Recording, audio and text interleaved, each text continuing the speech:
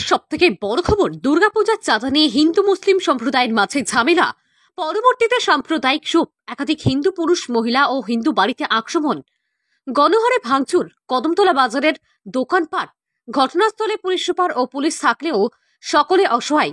ঘটনা উত্তর ত্রিপুরা জেলার কদমতলায়।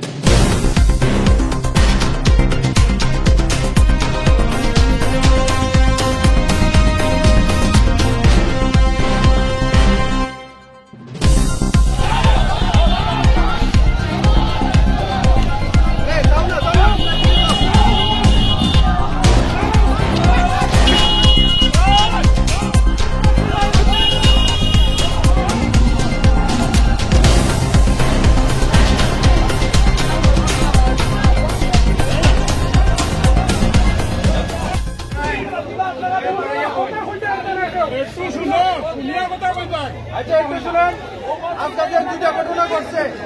একটা হচ্ছে যে দাদা আমি এসেছিলাম আপনাদের মহিলাদের একটা কেস আছে, ঠিক আছে।